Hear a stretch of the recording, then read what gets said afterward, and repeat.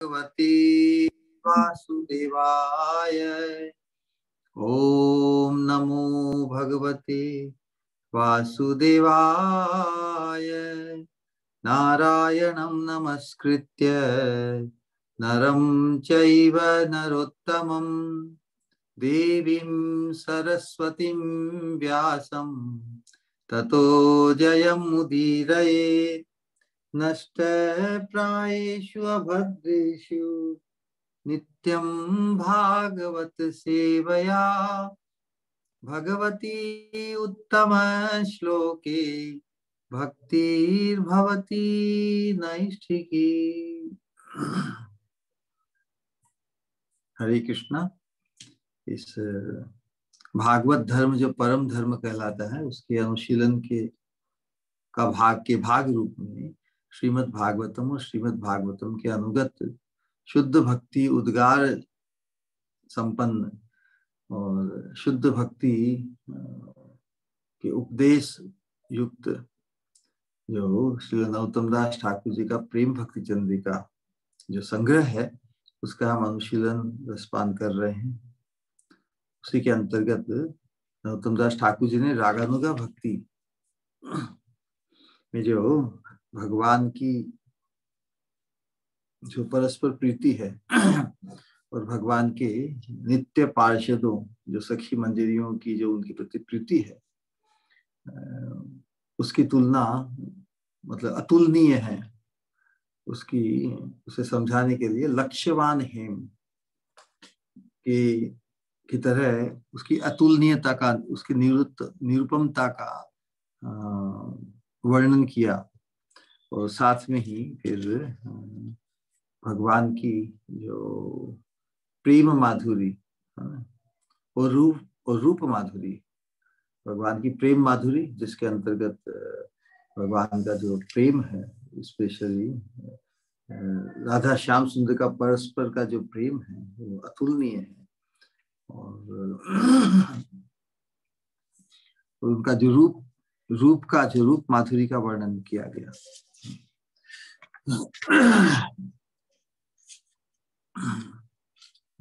दोनों का निरूपण करने के बाद में नरोत्तम दास ठाकुर जी राधा रानी की जो प्रेयसियों में भगवान की प्रेयसियों में राधा रानी की श्रेष्ठता का स्थापन किया।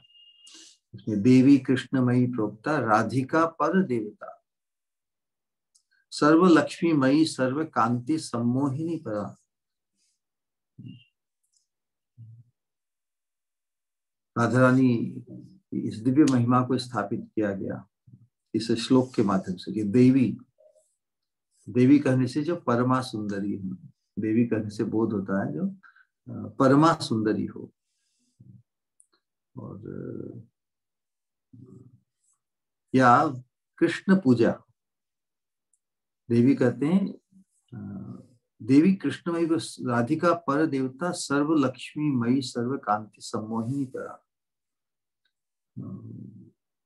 शब्दों के माध्यम से यहाँ पर जो भाव व्यक्त हुआ है कि कृष्ण पूजा क्रीड़ा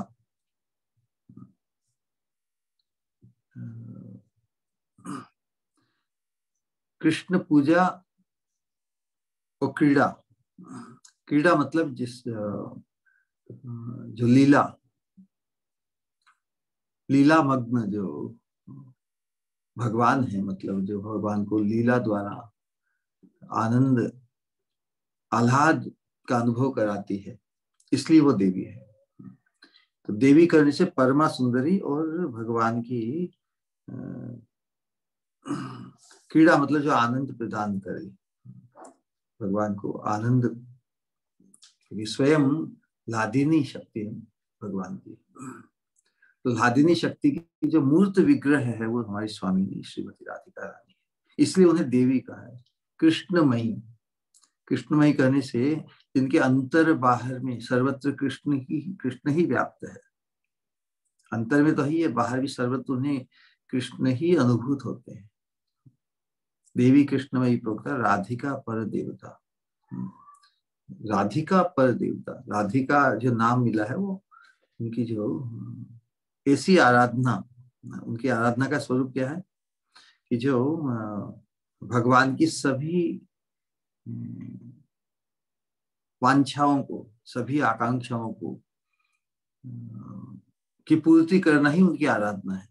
राधा रानी की आराधना का स्वरूप क्या है? कृष्ण की सभी वांछाओं की पूर्ति करना। इसलिए उनका नाम है राधिका। इसलिए परम आराधिका, अनया राधिका। और भगवान उनकी आराधना से इतने तुष्ट हुए हैं कि सभी को छोड़कर एकांत में उनके साथ उन्होंने विहार किया।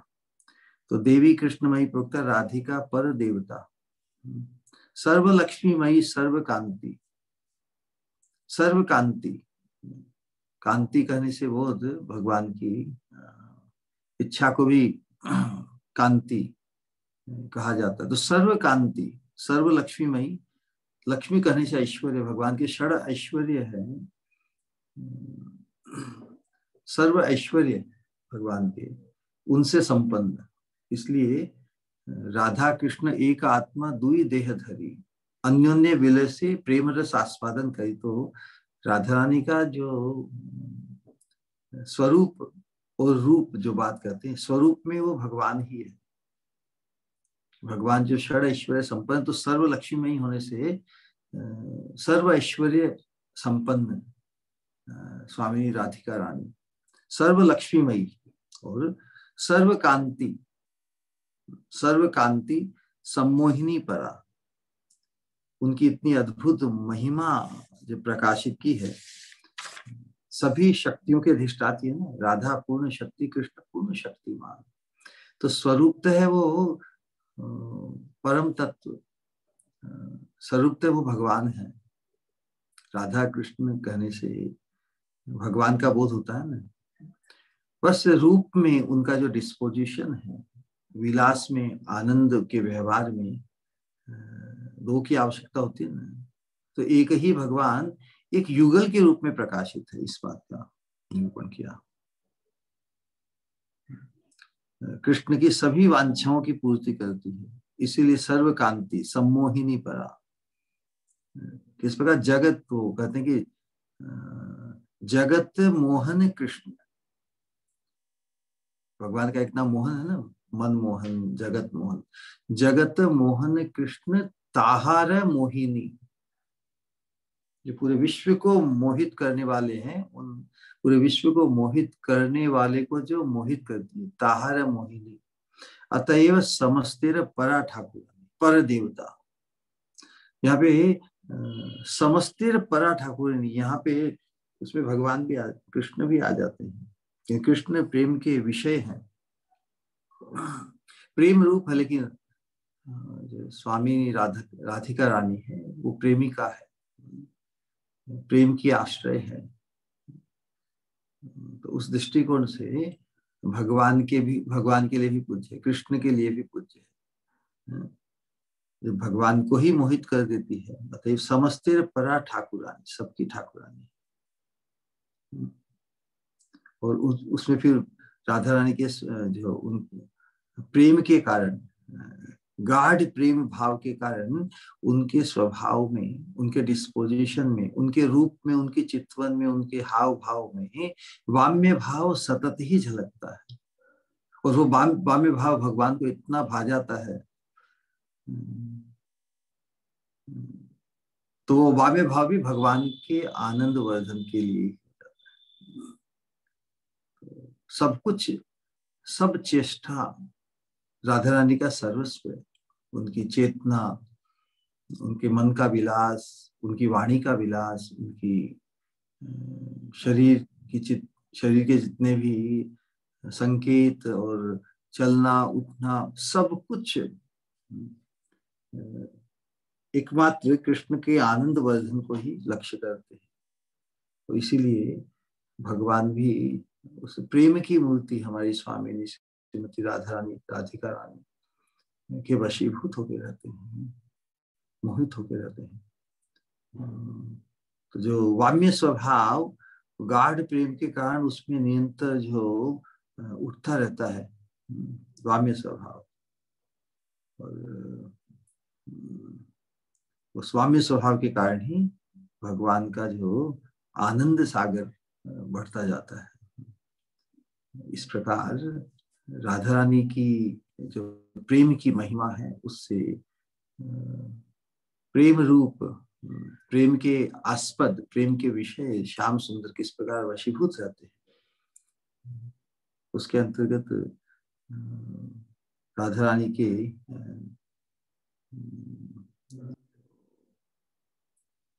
प्रेम का, राधा रानी के रूप का वर्णन, प्रेम माधुरी, उसके बाद रूप माधुरी, तो किस प्रकार परस्पर एक दूसरे के रूपों से मोहित रहते हैं।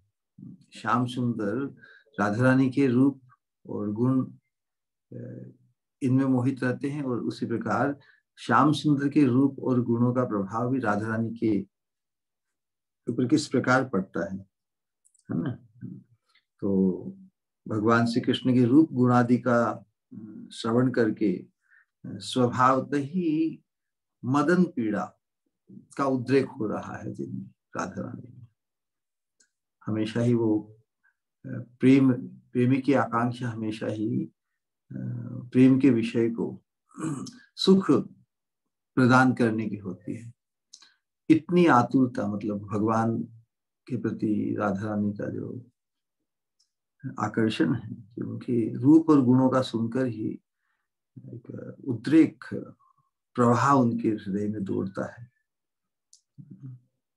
इसी प्रकार तो जो भाव व्यक्त होता है राधा रानी के चिन्मय देह में भगवान की, कृष्ण के रूप और गुणों का वर्णन करने से एक रोमांच, एक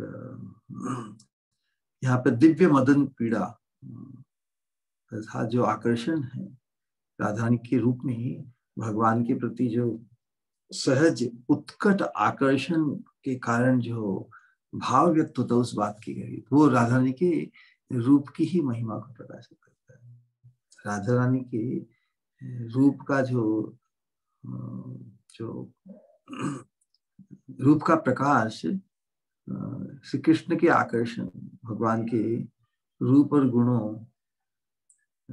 का श्रवण करने से जिनके दिव्य शरीर में इस प्रकार का भाव व्यक्त होता है, वो वर्णन करते हैं। जिस पर राधा रानी की जो नयन है, आंखें हैं, उनके लिए बताया कि वो चंचल हो उठती है। जिनके विशाल नयन, कमल युगल, नयन कमल है ना, दोनों जो नयन है कमल युगल, उनकी अवस्था कैसी होती है? मदयुक्त हो खंजन पक्षी, खंजन पक्षी की जो आंखें होती है बड़ी ही चंचल होती है, हमेशा अस्थिर रहती है। उसी प्रकार श्याम सुंदर के रूप और गुणों का श्रवण करके राधा रानी की नयनों की भी शोभा उस खंजन पक्षी की तरह जाती है, इतनी इतनी चंचल। ये सब राधा रानी के रूप की महिमा का वर्णन है। उनकी जो गति है वो जैसे हाथियों का जो राजा होता है ना, एकदम मस्ती में एकदम टहल रहा है, उस प्रकार की राधा रानी की गति भी हो जाती। मतलब इस प्रकार राधा रानी के रूप का वर्णन किया है कृष्ण के संबंध से। उसी प्रकार राधा रानी जो प्रेम की मूर्ति है, प्रेम के भाव से राधा रानी का जो स्वरूप है वो भाव है ना, प्रेम का भाव, मादनाख्य महाभाव की मूर्त विग्रह श्रीमती राधा रानी। उसका प्रभाव श्याम सुंदर पे कैसे पड़ता है?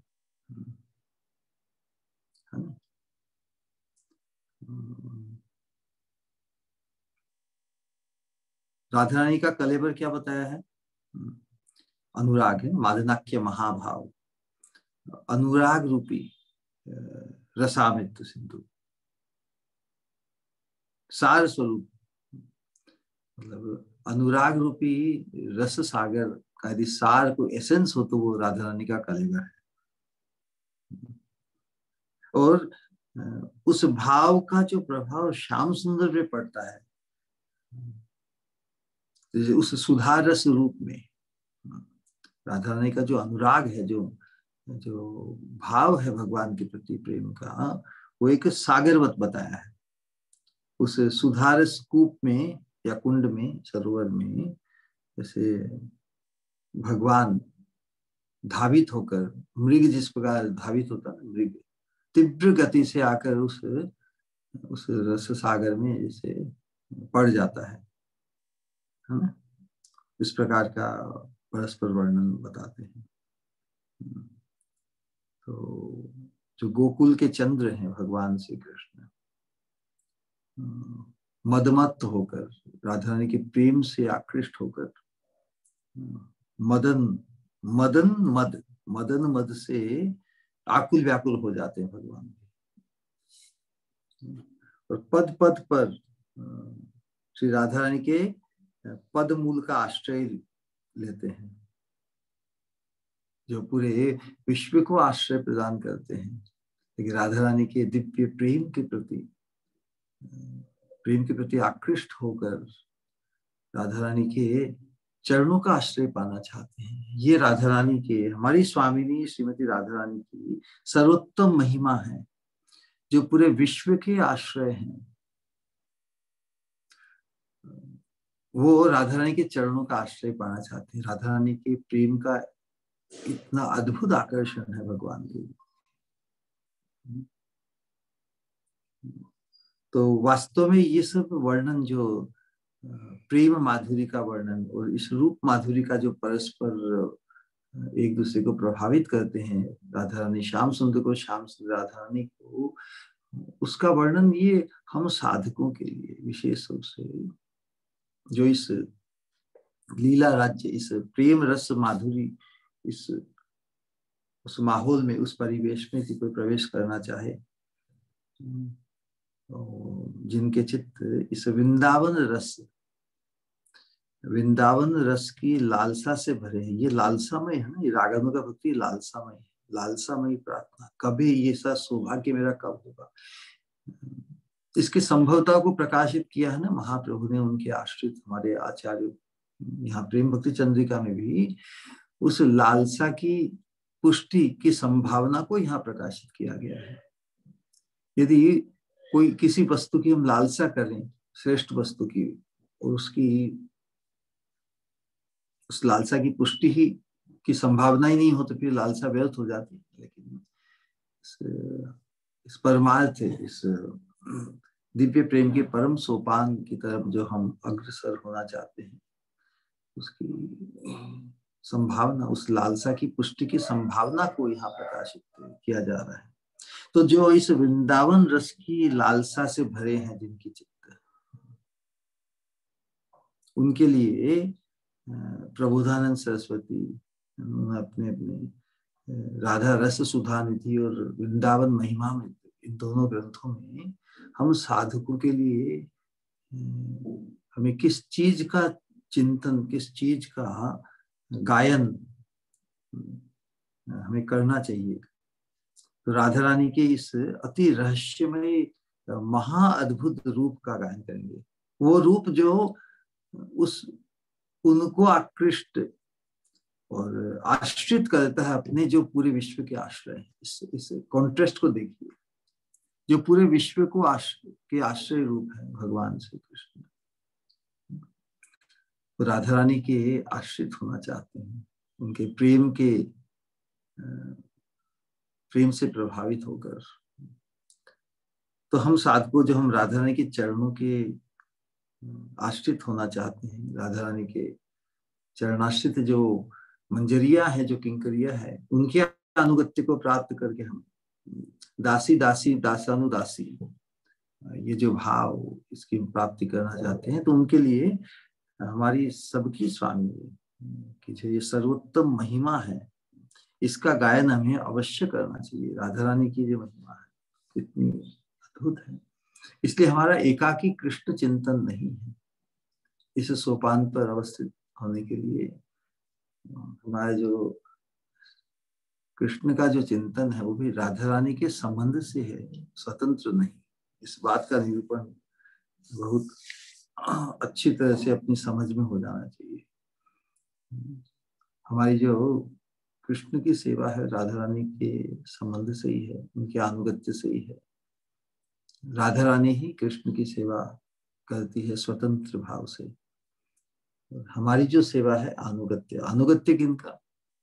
राधा रानी के जो अनुगत्य को अंगीकार किए हैं सखियां मंजरियां, उनके अनुगत्य को इस प्रकार इस अनुगत्य परंपरा में हम अपने आप को अवस्थित करके ही उस मार्ग में हमें प्रवेशाधिकार कृपा पूर्वक प्रदान किया जाएगा। तो इस अनुगत्य धर्म में हमें इसमें अपनी कोई लघुता का अनुभव नहीं करें कि हम क्यों किसी के अनुगत हो, अनुगत्य को प्राप्त करें, लेकिन अनुगत्य में ही वो रसास्वादन बढ़ता है कि हम जीव का जो स्वरूप सेवा को वो अनुगत्य में ही सेवा सही है, न कि स्वातंत्र में ही सेवा। तो जो हमारा अधिकार के अनुरूप ही हमें अग्रसर आगे बढ़ना चाहिए। तो अपने अधिकार, अपनी जो भले सेवा अल्टीमेटली साक्षात ही मिलती है, लेकिन उसे प्राप्त करने की जो पद्धति, उसे प्राप्त करने की जो रीति है वो अनुगत्यता से ही है। इस अनुगत्य धर्म को हमें स्वीकार करना होगा। संसार विबद्ध अवस्था में कोई किसी के अनुगत नहीं होना चाहता, सब दूसरों को अनुगत करके खुद मुख्य भोक्ता बनना चाहता है। लेकिन इस अनुगत्य धर्म को हम अंगीकार करने की जो परम आवश्यकता है उसको पुष्ट करते हुए हम आज के अनुच्छेद को आगे बढ़ाएंगे। तो यही सौभाग्य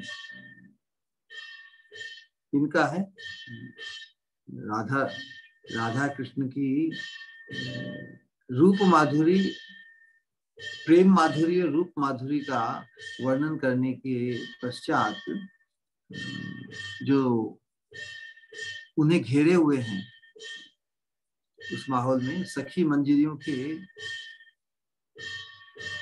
संग में ही जो उनका विलास है।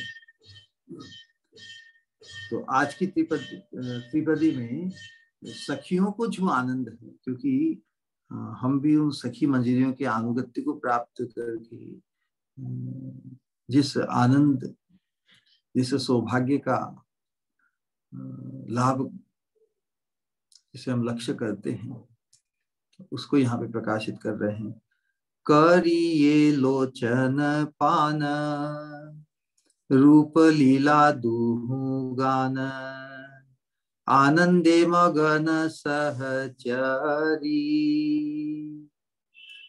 वेद विधि अगोचर रतन वेदीर पर सेवा नीति किशोर किशोरी। ये प्रथम बार सौभाग्य राधा कुंड पर अभी हम अवस्थित हैं। तो राधा कुंड में विशेष रूप से जो लीला, इस दिव्य प्रेम लीला, उज्जवल रस कांता रस में जो ब्रज की सखियों मंजरियों के साथ राधा कृष्ण का जो विलास है, वो उसका हाईएस्ट पॉइंट ही राधा कुंड है ना। तो राधा कुंड में उन्हीं की चर्चा करने का सौभाग्य जो इस दिव्य व्यवस्था, इस प्रेम भक्ति चंद्रिका के अनुशीलन के अंतर्गत बड़ा ही आनंद और सुकून अनुभव हो रहा है। तो कह रहे करिए लोचन पान। तो लोचन पान कौन करते हैं? पिछली त्रिपदियों में जो राधा कृष्ण के नयनों को परस्पर के मुख चंद्र का जो आस्वादन कर रहे हैं, है ना, उसका वर्णन हुआ। तो जो परस्पर के जो नयन चषकों से, नयन के प्यालों में जो क्या कर रहे हैं, चातक पक्षी जिस प्रकार, चकोर पक्षी जिस प्रकार चांद पर एकटक लगे रहता है, उसी प्रकार राधा कृष्ण के युगल नयन ही चषक बनकर एक दूसरे के मुख चंद्र का रसपान करते हैं, इस प्रकार निरूपण हुआ। और वो जो परस्पर एक दूसरे के मुख चंद्र का रसपान करते हैं चकोर रूपी नयनों के द्वारा, उनके दर्शन का रसपान कौन करते हैं? सखियां मंजरियां। करिए लोचन पान।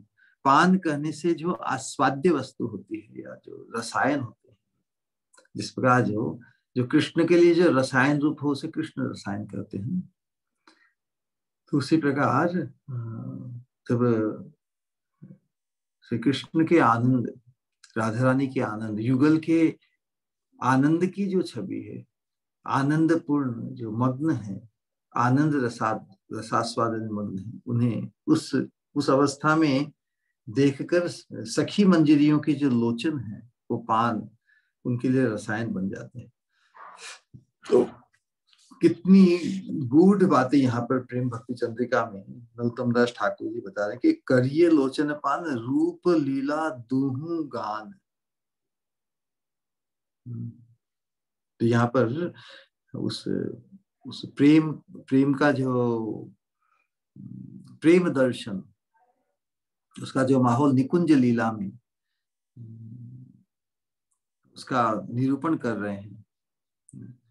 इस प्रकार लालसामयी प्रार्थना में नरोत्तम दास ठाकुर कालिंदीर कूले केली कदम्बे रवाना रतना वेदीरो पारे वशावो दुजन। उसी प्रकार वृंदावन की निकुंज में यमुना जी के तट पर कदम्ब वृक्षों के वन में रत्न सिंहासन और जो सैया बिछी हुई है, रत्न पलंग निकुंज मंदिर में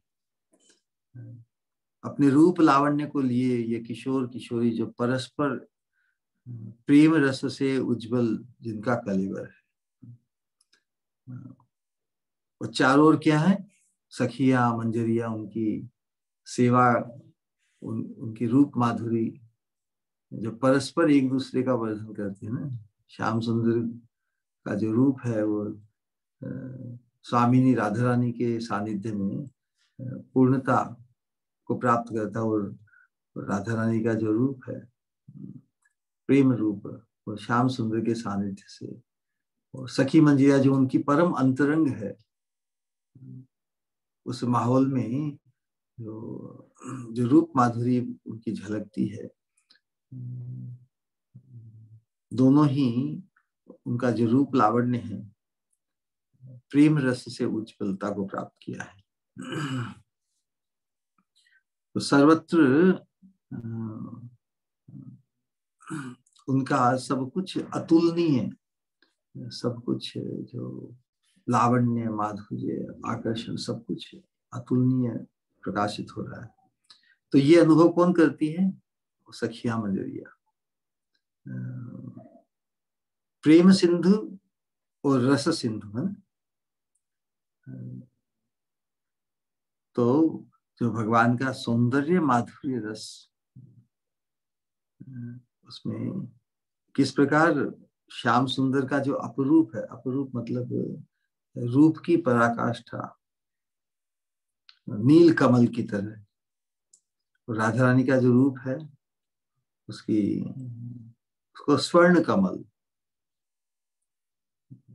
तो जो नील कमल और स्वर्ण कमल, तो इन दोनों का जो मिलन है एक साथ है, तो वही श्री राधा माधव का जो रूप रस मकरंद, मकरंद मिश्र अमृत, उसका आस्वादन किन्हें मिलता है? सखियों को, मंजरियों को।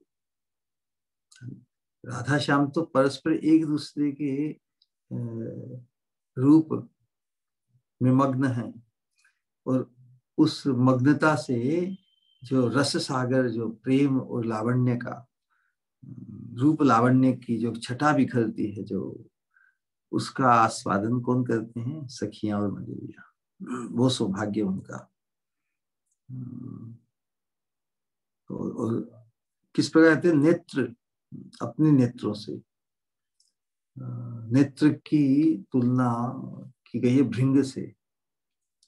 भंवरा होता है, जिस प्रकार भंवरा फूल के प्रति हमेशा अनुरक्त रहता है, वहां उसको छोड़ के जाने, उसी प्रकार सखी मंजरियों के जो नयन भृंग है, वो इस राधा कृष्ण के रूप माधुरी,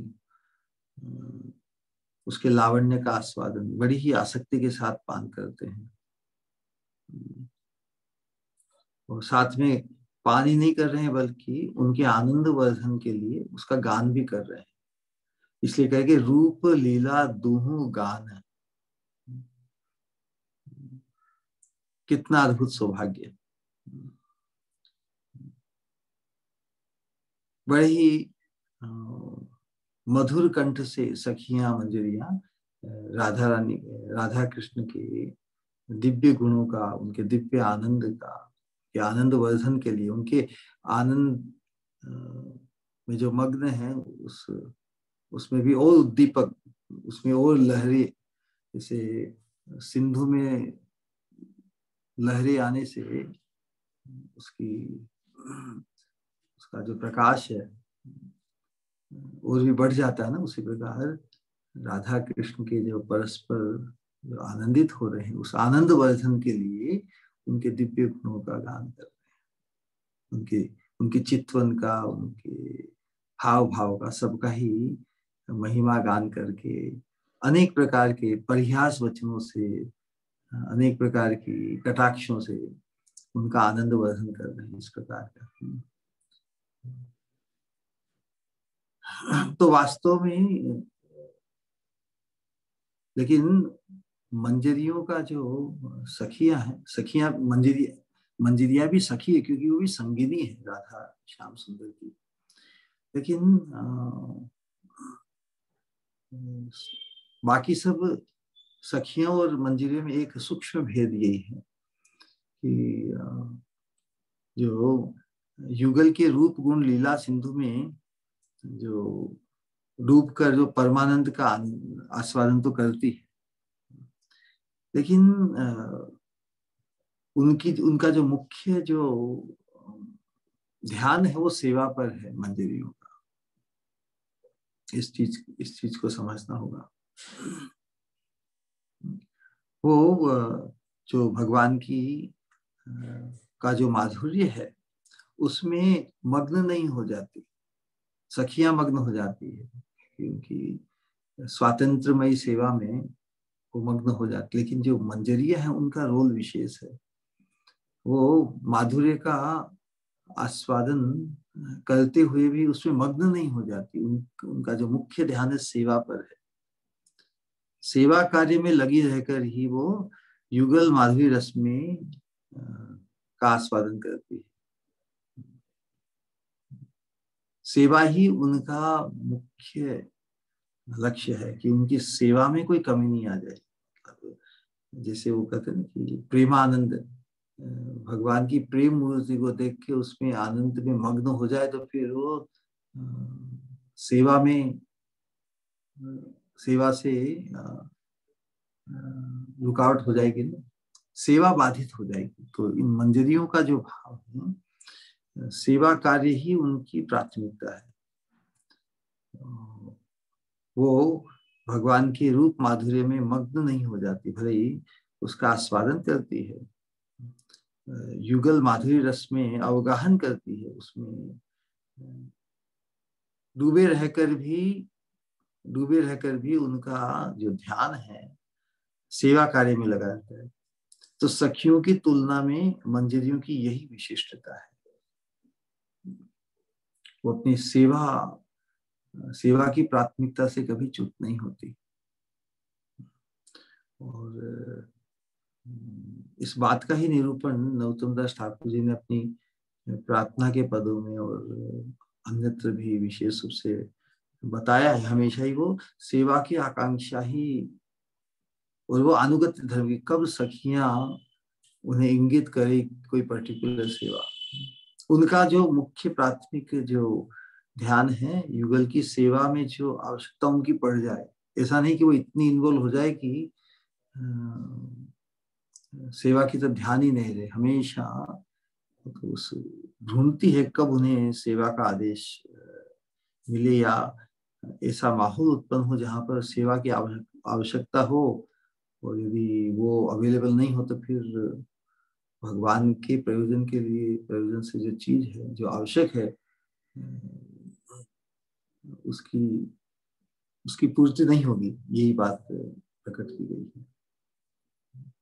नरोत्तम दास ठाकुर जी ने अपनी प्रार्थना में बहुत अच्छा ये मंजरियों का जो सेवा कार्य है, मंजरियों की जो युगल सेवा करते हुए ही वो युगल माधुरी का आस्वादन करती है। सेवा करते हुए ही, ऐसा नहीं कि बस युगल माधुरी में मग्न हो गए और सब कुछ छूट गया। उनका मुख्य ध्यान, उनकी प्राथमिकता सेवा की तरफ ही है। तो जो जिनकी सेवा ही प्राथमिकता है, युगल के विशेष राधा रानी के लिए जो आवश्यक है, राधा रानी कृष्ण की सेवा में, कृष्ण का आनंद वर्धन करने के लिए जिस प्रकार लगी हुई है, उनकी उस सेवा में सहायता के लिए मंजरियों की बहुत आवश्यकता पड़ती है। तो उस सेवा भाव को जो लक्ष्य करते हैं, सेवा भाव की आकांक्षा अनुगत्य भाव से, उन्हीं किंकरियों के अनुगत्य को हम, जो चैतन्य महाप्रभु के आश्रित हम साधक हैं, गौड़िया वैष्णव, उन राधा किंकरियों के अनुगत्य में ही हम गौड़ीय वैष्णवों का युगल भजन है।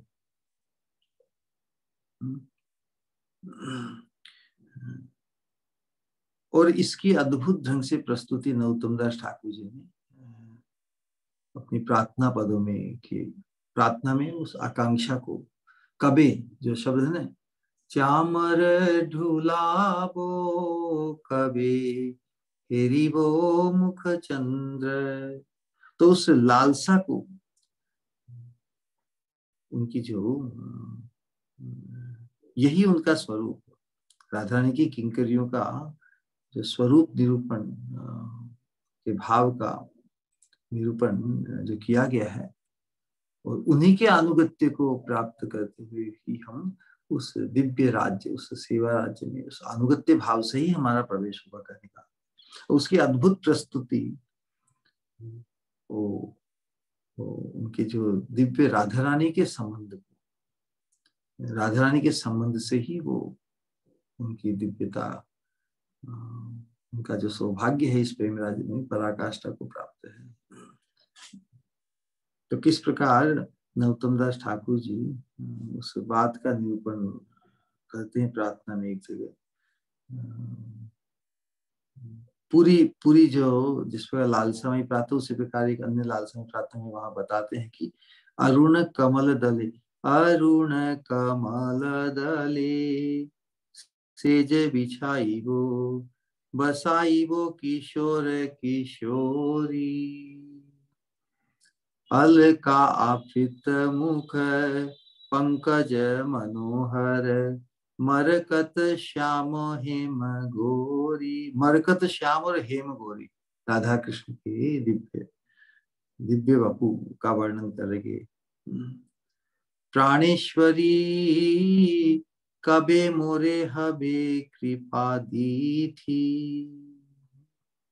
कृपा उस सेवा की प्राप्ति, उस सेवा की प्राप्ति, सेवा का सौभाग्य, मुझे सेवा सौभाग्य रूपी कृपा, वो सौभाग्य मेरा कब कब उत्पन्न होगा। जो जो लालसा में अरुण कमल दले सेज बिछाइबो बसाइबो किशोर किशोरी, वहां पे किशोर किशोरी को बैठाकर अलका आवृत मुख, उनके मुख, उनकी जो केश की लटाओं से ना अलकावली से आवृत होगा। पंकज मनोहर, मरकत श्याम हेम गोरी, आज्ञाय आनीबो कबे विविध फूल वर, सुनबो वचन दुहु मीठी, मृग मद तिलक सिंदूर बनायब, लेपब चंदन गंधे, गाथी मालती फूल हार परिराव, धाओ याब मधुर मधुकर बिंद, धायो मधुकर बिंद, भगवान के मस्तक पर मृगमद तिलक लगाकर, सिंदूर और लेपब चंदन गंधे, उनके सिंगों पर चंदन की गंध का लेपन, गाथी मालती फूल, गाथी या मालती, मतलब वही उसी लालसा को अन्य रूप से प्रकट कर रहे हैं गांथी मालती फूल हार परियाओग, परिराओग, हार पहनाएंगे उनके गले में दोनों के।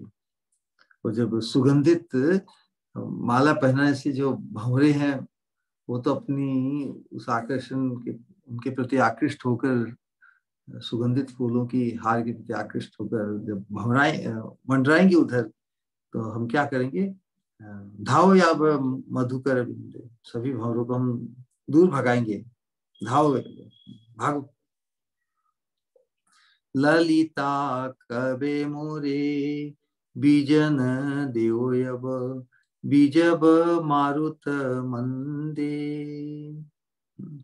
तो ललिता सखी जब इस अवस्था में वो दर्शन करेंगे, तो ललिता सखी कब मुझे वो बीजन देगी, है ना, बीजन होते हैं हवा करने के लिए, और कहेगी यहाँ हाँ भगाओ भगाओ इन भंवरों को भगाओ। ललिता कवि मोरे बीजन दे आयो, बीजब मारुत मंदे, मंद मंद, केवल भंवरों को भगाने के लिए नहीं, साथ में श्रम जल सकल मिटब दुहु कलेवर, हेरब परम आनंदी। जो रूप गोस्वामी ने भी जो वर्णन किया है किस प्रकार विलास के बाद में जो उनको जो श्रम होता है, उसमें उनके चेहरे पर जो पसीने की बूंदें आ जाती है, तो उस समय किस प्रकार में चावल ढुलाकर उन्हें सुख प्रदान करूंगी, इस प्रकार का जो वर्णन है। तो ये सब हमारी कॉन्टेम्पलेशन, इस प्रकार का मनन हमारे जीवन में उत्पन्न हो, हम उस प्रेम राज्य में हमारा प्रवेश, इस अनुगत्य भाव में, कृपा की आकांक्षा और सेवा की उत्कंठा को लेकर ही हमें हमारी साधना को आगे बढ़ाना है। नरोत्तम दास आश पद पंकज सेवन माधुरी पाने, हो अब दिन हो अब हेनो दिन ना देखिए कौन चिन्ह, दूहु जन हेरब नया। इस प्रकार का जो वर्णन किया गया है, तो इस प्रकार की लालसा से जो युक्त हमेशा रहती हैं जो मंजरियां, उनके स्वरूप का निरूपण हमने कुछ महीनों पहले किया था। उसी उसी प्रकार हमारे अनेक अन्य आचार्यों ने, रूप गोस्वामी ने, रघुनाथ दास गोस्वामी की साधना साक्षात है, प्रबोधानंद सरस्वती ने उन मंजरियों के स्वरूप के निरूपण में जो बात बताई है वो कितनी, उनका जो कलेवर है क्या है, प्रेम रस। यदि राधा रानी के जो चरण कमल है वही उनका परम आश्रय है, तो हम भी इस मंजरी भाव की उपासना में राधा रानी के चरणों के आश्रय की प्राप्ति, यही हमारा अभिष्ट है। तो राधा पाद पद्म, राधा रानी के चरण कमल, वो क्या है, प्रेम ज्योति। राधा रानी के जो चरण कमल है, क्योंकि राधा रानी स्वयं ही उनका जो भाव है मादनाख्य महाभाव, राधा रानी का जो स्वरूप है वो प्रेम का भाव है, प्रेम के भाव की पराकाष्ठा है। तो उनके चरणों से उस प्रेम चिद घन ज्योति, राधा रानी के चरणों का आश्रय, उसकी तुलना किससे की है कि प्रेम चिद घन ज्योति की एकमात्र सिंधु है। सिंधु मतलब यहाँ अथाह, अथाह अथाह प्रेम का जो आश्रय है वो राधा रानी के चरण है। वो जो मंजरियां हैं उसी सिंधु से, उस सिंधु में जो लहरें उठती है, लहर में फेन, लहर में फेन होता है ना जो, तो उस राधा रानी के चरण जो प्रेम की ज्योति के सिंधु है, उस प्रेम की ज्योति के सिंधु से जो फेन लहरों के रूप में उठते हैं, उस फेन से ही निर्मित इन मंजरियों का कलेवर है, ये कहने का आशय है।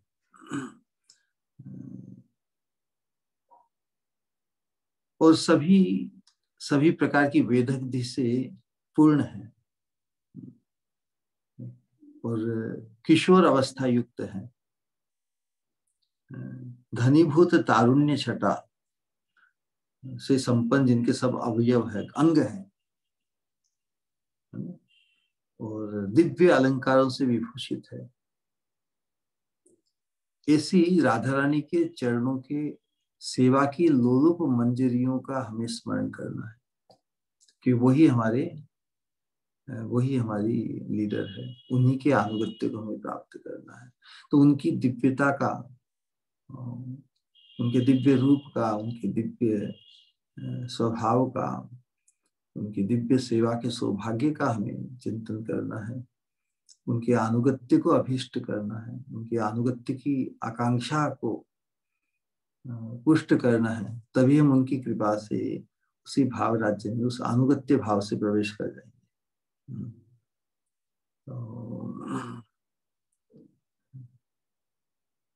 क्योंकि जिनके अनुगत्य को हमें प्राप्त करना है, उनकी दिव्यता अनुभूत नहीं होगी, उनकी दिव्यता का मनन और कॉन्टेम्पलेशन हमारा नहीं होगा, उनकी श्रेष्ठता अनंत श्रेष्ठता उनकी जब तक अंकित नहीं होगी हमारे चित्त में, तब तक हम उनके अनुगत्य को पूर्ण मनोयोग से स्वीकार कर पाएंगे। हम जिसके अनुगत्य को स्वीकार करेंगे, उनकी दिव्यता, उनकी श्रेष्ठता, उनकी मोस्ट ब्लेसेडनेस को तो अनुभव करना होगा ना। तो इसीलिए इस मंजरियों का जो रूप और उनका जो स्वरूप, मतलब उनकी जो कृष्ण प्रेम में राधा रानी के चरणों के आश्रय को प्राप्त जो उनका परम सौभाग्य है, तो जो परम सौभाग्यवती है सेवा की दृष्टि, सौभाग्य की दृष्टि से जो परम सौभाग्यवती है, मोस्ट ब्लेसेड, उनके अनुगत्य को प्राप्त करने में हमें फिर कोई झिझक नहीं होगी, तो इसलिए उनके सौभाग्य का निरूपण यहाँ पे नरोत्तम दास ठाकुर जी कर रहे हैं। तो उसी बात को समझाने के लिए नरोत्तम दास ठाकुर जी ने जो पद गाया है, उसमें जो परिपाटी है कि भाई निभृत निकुंज में राधा कृष्ण का जो विलास, और विलास के पश्चात जो उनकी जो क्लांत और श्रम से क्लांत अवस्था, और कुसुम सैया पर जो उनका विलास है, जो विराजमान है, उस अवस्था में विलास कुंज में गमनागमन, सेवा की आवश्यकता अनुसार जो गमनागमन का जो अबाध अधिकार इन मंजरियों को है, राधा रानी की कुंकरियों को। जो सखियां हैं वो भी उस अंतरंग सेवा के लिए इन मंजरियों को ही अग्रसर कर आगे कर देती है, क्योंकि इनके सानिध्य में राधा रानी को कोई संकोच नहीं, क्योंकि उनकी कृष्ण संगम किया, कृष्ण के साथ एकाकी मिलन की आकांक्षा उनके हृदय में स्वप्न में भी उत्पन्न नहीं होती। इसलिए निसंकोच भाव से सेवा का अधिकार इन किंकरियों को है। हमें भी उन्हीं के अनुगत्य को प्राप्त करने का हमारा चिंतन होना चाहिए। तो किंकरी के रूप में ही नरोत्तम दास ठाकुर उस कुंज में प्रवेश करके जो देखेंगे उसका निरूपण यहाँ पे किया गया है। उसी बात को तो यहाँ पर जो बताया है, सखियों का, मंजरियों का जो सौभाग्य है, सखियों का जो आनंद है, उसके स्वरूप का निरूपण करते हुए अपने अंतश्चिंतित साधक के लिए अंतश्चिंतन में किस प्रकार उनका प्रवेश, उस बात को यहाँ पे बताया गया है कि किंकरी के रूप में विलास कुंज में प्रवेश करके देखें, क्या देखेंगे कि विलास सैया मर्जित है और वहां पर उसे सजाने के लिए फिर वापस उसको सैया रचना करेंगे और फिर उस सैया पर किशोर किशोरी दोनों को वहां पर बैठाएंगे और उनकी अपूर्व शोभा, जब एक दूसरे से विलसित होकर एक दूसरे को उन्होंने तुष्ट किया है, उस अवस्था में उनकी जो रूप माधुरी है विलास के पश्चात, उसका चिंतन हो रहा है। स्वयं भगवान तो अपने आप में पूर्ण है, जिसका निरूपण किया, पूर्ण तत्व है, उनमें कभी किसी चीज की ह्रास या वृद्धि की कोई संभावना नहीं है ना। लेकिन वेदांत सार रूप जो श्रीमद् भागवत है, उसमें विशेष रूप से जो रास पंचाध्याय में जो सखी मंजरी और राधा रानी के साथ भगवान के विलास और रासलीला का वर्णन है, उसमें वास्तव में रस की जो आस्वादन की अतिशयता, स्वरूप की अतिशयता नहीं, किंतु प्रकाश की अतिशयता, प्रकाशित हुआ लीला के माध्यम से भगवान अपने स्वरूप में आत्माराम आप्त काम परिपूर्ण, उनमें किसी ह्रास वृद्धि की कोई संभावना नहीं। फिर भी इस योग माया जो भगवान के आनंद वर्धन के लिए, आनंद से परिपूर्ण होते हुए भी उनकी जो अवस्था वो स्टैटिक नहीं, एक्सटैटिक है। एक्सटैटिक होने के लिए आनंद वर्धन होता ही रहता है। आनंदाम बुद्धि वर्धनम प्रतिपदम पूर्णामृतास्वादनम, है ना। तो वृंदावन में रास मंडल में ब्रज गोपियों के साथ जो मधुर मिलन भगवान का हुआ, तो उसमें भी भगवान का जो सौंदर्य है जो अथाह है, तो वहां पे वर्णन है कि वहां पे भगवान के सौंदर्य की अतिशयता प्रकाशित हुई, अतिशय शोभा को जैसे भगवान धारण किया। इस प्रकार जैसे हेम मणियों, गोपियों की तुलना हेम मणियों, हेम मतलब स्वर्ण मणियों के बीच में मरकत मणि होती है, मरकत मणि होती है नील, नील मणि। तो अनंत गोपियों और परमा गोपी श्री राधा रानी के समय महामरगत मणि की तरह श्री कृष्ण ने निरतिशय, निरतिशय मतलब सीमा के परे असीम शोभा को धारण किया भगवान ने। और वास्तव में भगवान का ऐसा रूप माधुर्य, ऐसा रूप लावण्य और कहीं प्रकाशित नहीं हुआ। ब्रज की, ब्रज में और ब्रज में भी सखी गोपियों के संग में जो रास लीला और जो उज्जवल भाव की लीला है, उसमें भगवान का रूप लावण्य पराकाष्ठा को प्राप्त हुआ। असमोध रूप लावण्य ऐसा और कहीं प्रकाशित नहीं हुआ। विशेष रूप से जब राधा रानी के सानिध्य में श्याम सुंदर विराजते हैं, उस समय तो उनका जो रूप लावण्य है वो पराकाष्ठा को प्राप्त हो जाता है।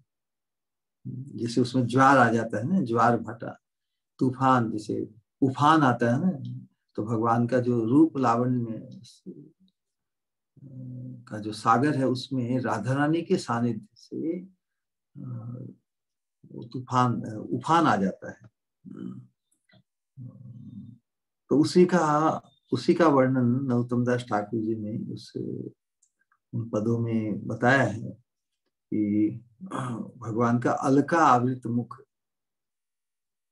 भगवान के चेहरे पर जो अपने केशों की जो लताएं आ जाती है ना,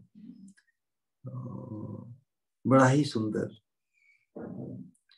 और राधा रानी के मुखारविंद पर भी वो अलकावली, तो जो मरकत श्याम हेम गोरी, तो भगवान की जो मुखारविंद की जो शोभा है, मरकत श्याम और हेम गोरी, और राधा रानी का मुखारविंद तो हेम गोरी, स्वर्ण, स्वर्ण उज्जवल जिनका कलेवर।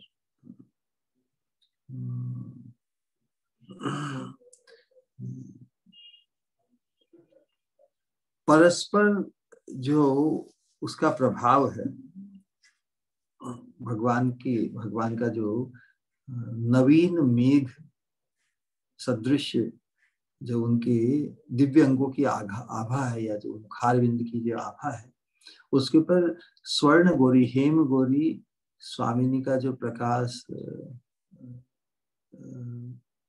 उसकी उसकी जो रिफ्लेक्शन आता है, उससे जो भगवान जो अपना उनका जो कलेवर है, जो नवीन नीरद, नूतन जो वर्षा के बादल है, उसमें कैसा परिवर्तन आ जाता है कि मरकत मणि की तरह प्रतीत होते हैं भगवान। राधा रानी के दिव्य रूप का रिफ्लेक्शन जब उनके मुखारविंद पर पड़ता है, क्योंकि उसी प्रकार हमारी जो स्वामिनी राधा रानी है, उनका जो मुखारविंद है वो हेम गौरी का, तो उस पर श्याम कांति का प्रभाव किसे पड़ता है कि श्री कृष्ण की श्याम कांति जब राधा रानी के दिव्य उज्जवल स्वर्ण कांति, गलित स्वर्ण कांति, जैसे पिघलाया हुआ जो स्वर्ण होता है सोना, उसकी जो कांति है, उसके ऊपर श्याम कांति जब रिफ्लेक्टेड होती है उस, तो कैसे गौराभ बना देती है। तो इस प्रकार एक दूसरे की रूप की जो कांति है, परस्पर का प्रभाव, उसका परस्पर प्रभाव पड़ता है। तो इसलिए मरकत श्याम हेम गौरी, गौराभ श्याम के रूप का रिफ्लेक्शन स्वामिनी के स्वर्ण उज्जवल मुख पर अंकित होता है, और राधा रानी के उज्जवल हेम उज्जवल रूप का प्रभाव श्याम सुंदर के रूप पर पड़ता है। तो इस प्रकार एक दूसरे से प्रभावित होकर वो और भी श्रेष्ठता को प्राप्त करते हैं। इस प्रकार का वर्णन बता रहे हैं। तो यही सखियों का आनंद है, सखियों के आनंद की जो अवस्था है। तो जिनका इतना बड़ा सौभाग्य है, उनके स्वरूप का भी निरूपण बहुत आवश्यक है, क्योंकि हम जिस परम सोपान, कृष्ण प्रेम के परम सोपान राधा रानी के चरणों के आश्रय को हम जो लक्ष्य करते हैं इस रागानुगा भक्ति के अंतर्गत, उसमें जिनके अनुगत्य को हमें प्राप्त करना है, उनका सौभाग्य, उनकी महिमा, उनका रूप, उनका स्वरूप क्या है, उसका निरूपण करना बहुत आवश्यक है। अन्यथा हम वो जो प्रयोजन है हमारा, उसका बिग पिक्चर तो सामने होगा ना। हम जिस सौभाग्य को उजागर किया गया हमारे लिए, उसका मनन, उसका कॉन्टेम्पलेशन, और उन्हीं के अनुगत्य में हमें भी इस प्रेम सेवा, साक्षात सेवा का जो हमारी आकांक्षा है वो पुष्ट होगी, वो सिद्धि को प्राप्त करेगी। तो चैतन्य चंद्रामृत में जो विशेष रूप से बात बताई है कि इतना बड़ा सौभाग्य जो वेद से, वेद विधि, बाद में अंतिम त्रिपदी में बताया कि वेद विधि अगोचर रतन वेदीर पर सेवा नीति किशोर किशोरी।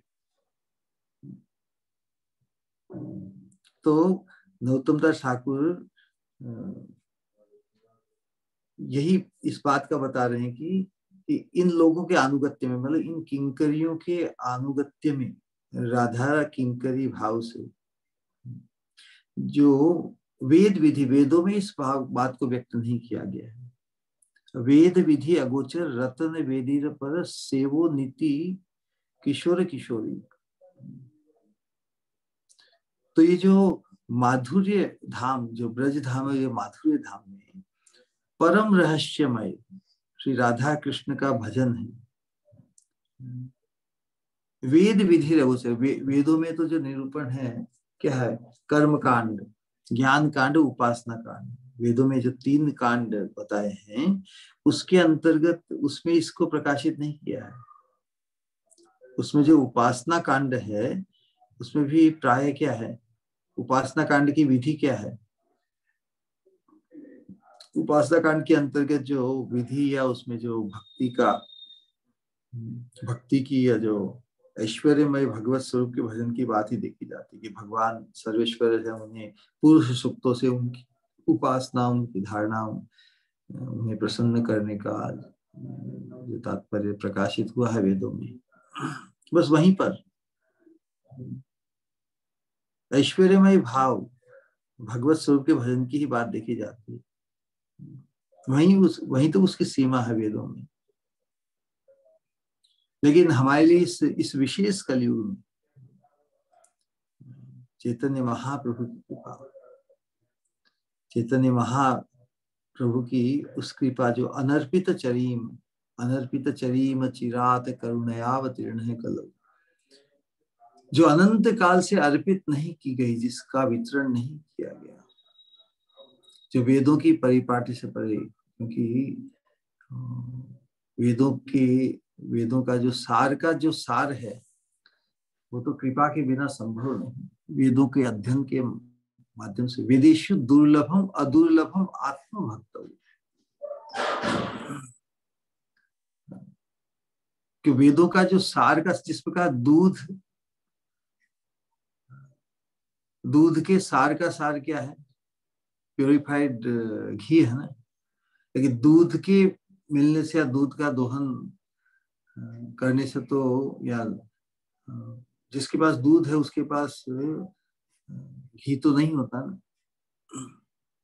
दूध के सार का सार घी है, उसे प्राप्त करने की पद्धति तो चाहिए नहीं।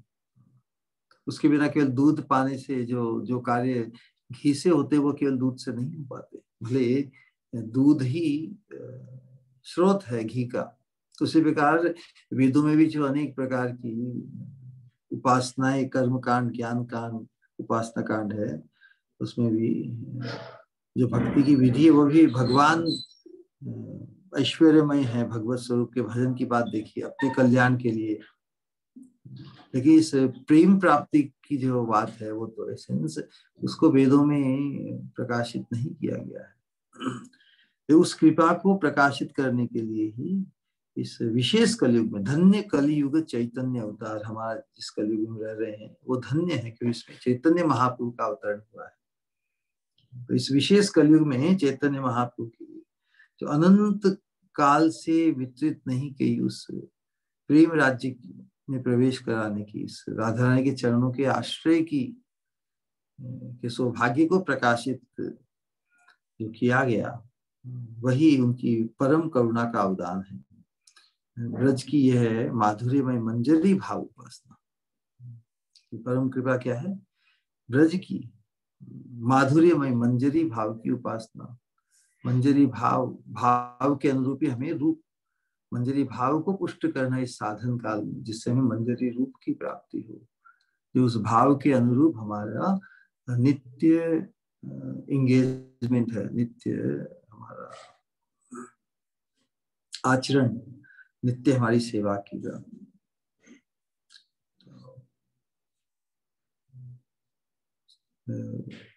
जो भागवत, जिस पर इसीलिए हमने कहा कि जो प्रेम भक्ति चंद्रिका का जन्म है, ये भागवत के सार का भी सार है। वेदों का सार श्रीमद् भागवतम है ना, और भागवत का जो सार है एसेंस वो भगवान की मधुर लीला, और मधुर लीला का भी जो सार या जो पराकाष्ठा का जो सोपान है वो मंजरी भाव की उपासना, राधा रानी के चरणों के आश्रय की बात जो बताई गई है। तो सुखदेव गोस्वामी में भी रास प्रसंग में भी बस एक इंगित किया थोड़ा इससे, राधा रानी के चरणों के आश्रय को, है ना, विस्तार से उसका वर्णन नहीं कर पाए।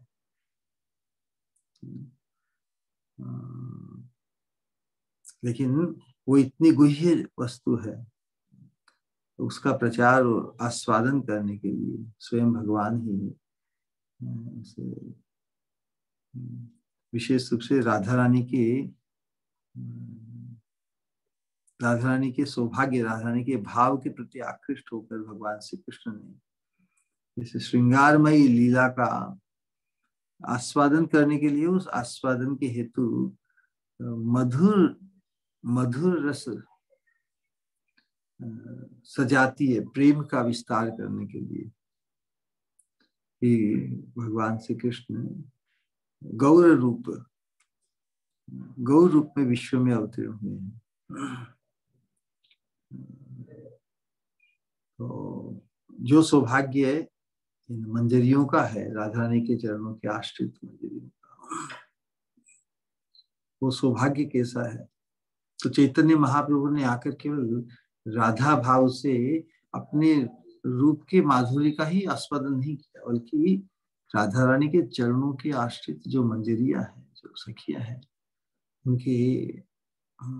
उनका जो सौभाग्य है, उनको जो आस्वादन है, उसका भी आस्वादन करने के लिए एक साथ भगवान ने सभी भाव, इसे चैतन्य भाव की लीला में देखते हैं, कभी वो राधा रानी के भाव में, कभी मंजरी के भाव में, कभी सखी के भाव में है। अलग अलग भावों का एक साथ उन्होंने मतलब इस चैतन्य महाप्रभु के रूप से उन्होंने राधा रानी के भाव से कृष्ण माधुरी का अनुभव, मंजरी के भाव से राधा रानी के चरणों के आश्रय में जो आनंद है, आस्वादन, उसका अनुभव, और उस आस्वादन को स्वयं किया, और उस आस्वादन का सौभाग्य जीव मात्र को, मनुष्य मात्र को प्रदान करने के लिए ही उनके संकीर्तन की परिपाटी से उन्होंने हमें उस भाव राज्य में प्रवेश कराया है। उनके अनुगत्य को प्राप्त होने वाले षड गोस्वामी और उनके अनुगत्य को प्राप्त होती हुई जो परंपरा है, उसके द्वारा हमें चैतन्य महाप्रभु जीव जगत को परम अवदान जो देने आए हैं, उसको प्रकाशित किया है। तो हम भी उस अनुगत्य धर्म को अंगीकार करते हुए उस परम सौभाग्य को कृपा के माध्यम से हम प्राप्त कर पाएंगे। एक सेकंड कोई आ रहे हैं, एक मिनट।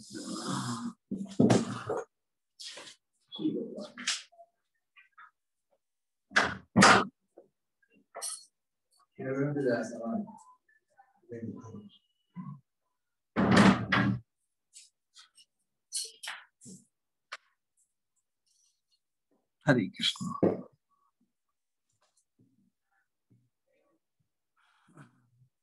तो इसीलिए वृंदावन के जो यहाँ पर अंतस चिंतन में नरोत्तम दास ठाकुर जी उन सखी मंजरियों के सौभाग्य का चिंतन करते हुए उसी सौभाग्य को कृपा के रूप में पाने के लिए उनका चिंतन है, उसको व्यक्त किया है।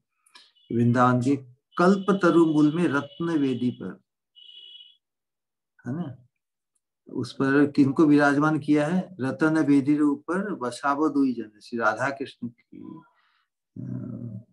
जो वेद विधि अगोचर अति रहस्यमय उपासना या भजन, बोलिए कितना कितना दुर्लभ ये सौभाग्य जो हमें इस कलयुग में चैतन्य महाप्रभु के पास से उसकी संभावना को प्रकाशित यहाँ पर कर रहे हैं नरोत्तम दास ठाकुर जी। अति रहस्यमय उपासना या भजन कहिए, इसकी कल्पना भी पूर्व युगों में नहीं हुई। हम कलयुग के अति साधारण बद्ध निकृष्ट पतित जीवों को ही उस परम सौभाग्य संपदा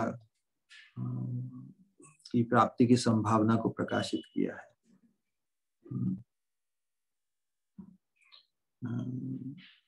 तो इसीलिए चैतन्य महाप्रभु के चरणों में शरणागत होकर ही, चैतन्य महाप्रभु के जो चरणाश्रित जो वैष्णव भक्तवृंद हैं, उनके शरणागत होकर ही हम जो कलयुग के मानव हैं, कलयुग के मानव को भी वेद विधि से अगोचर, जो वेदों द्वारा, वेदों के अध्ययन से या वेदों की शिक्षा से जो अगोचर है, क्योंकि ये कृपा मार्ग है ना, कृपा से ही एकमात्र लब्ध है। इसलिए उसी अनुगत्य को प्राप्त करते हुए के माध्यम से हम राधा कृष्ण का भजन सेवा करेंगे। राधा कृष्ण के जो प्रेम राज्य में उनका जो लीला विलास है, लीला का चिंतन के अंतर्गत हमारी सेवा का चिंतन, ये सौभाग्य, ये जो लालसा है कबे, इसको पुष्ट करना होगा, क्योंकि इस सौभाग्य को उजागर और प्रकाशित किया है महाप्रभु और उनके चरणाश्रित महापुरुषों ने। तो हमें उससे अपने आप को वंचित नहीं करना है ना?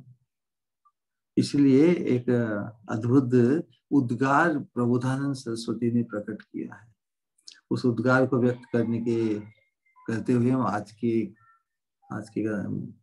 इस वाणी को विश्राम देंगे। कितना अद्भुत वर्णन उन्होंने कहा कि वो कह रहे हैं कि अरे मूढ़ा गूढ़ाम विचिनुत हरेर भक्ति पदवीम दबी यस्या दृष्ट्यापि अपरिचित पूर्वां मुनिवरहि न विश्वम्भश्चित्ते यदि यदि च दौर्लभ्यमिव तत् परित्यज्याशेषम व्रजत शरणम गौर चरणम। वृंदावन महिमा में उन्होंने चैतन्य चंद्रामृतम में उन्होंने ये श्लोक दिया है। उसका भावार्थ यही है कि जो चीज जो वेद के अगोचर रही, उस चीज की प्राप्ति से किस प्रकार संभव है, तो उन्होंने उसके उद्गार के एक भाव को व्यक्त करने के लिए ही बताया कि उस सौभाग्य को हम चैतन्य महाप्रभु के चरणों के आश्रित होने से सहज प्राप्त करेंगे। यथा यथा गौर पदार विंदेत भक्तिं कृत पुण्य राशि तथा तथोत्सर्पतिहृद्य कस्मात् राधा पदाम्भोज सुधाम्बुराशि। चैतन्य महाप्रभु का जो रूप है वो राधा रानी है, स्वरूप तो है वो कृष्ण है, रूप में राधा। इसलिए चैतन्य महाप्रभु के चरणों में यथा यथा गौर पदार विंदे, गौर पदार विंदे चैतन्य महाप्रभु के चरणार विंद में विंदेत भक्तिम कृत पुण्य राशि, भक्ति भाव को जब हम समर्पित भक्ति भाव जब प्रस्तुत करेंगे चैतन्य महाप्रभु के चरणों में, तो उसका प्रभाव क्या होगा, परिणाम क्या होगा। तथा तथोत्सर्पतिहृद्य कस्मात् राधा पदाम्भोज सुधाम्बुराशि। राधा रानी के चरणों के आश्रय का जो मकरंद है, राधा रानी के चरणों के आश्रित होने का जो स्वाद है, आह्लाद है, जो सौभाग्य है, उसी सौभाग्य की प्राप्ति होगी। क्योंकि राधा रानी के चरणों के आश्रित होने का कोई डायरेक्ट राधा रानी के चरणों के आश्रित होने तो ये संभव नहीं है। क्यों संभव नहीं है? क्योंकि राधा रानी का जो दिव्य रूप है, राधा रानी की जो अवस्था है, वो तो हमेशा ही बहुत ही सुरक्षित सखी मंजरियों से आवृत, और हम इस हमारा जो वर्तमान अस्तित्व है वो पुरुष भाव से कलुषित है। पुरुष भाव का जब तक विलोप नहीं होता तब तक हम राधा रानी के चरणों का आश्रय नहीं प्राप्त कर सकते। तो उसके उस पुरुष भाव का निस्तार करने के लिए चैतन्य महाप्रभु के चरणों का आश्रय जब हम लेते हैं, तो उसी सौभाग्य को, वही सौभाग्य हमारा प्रकट हो जाता है। इस भाव को, इस सिद्धांत का निरूपण प्रबोधानंद सरस्वती ने किया है।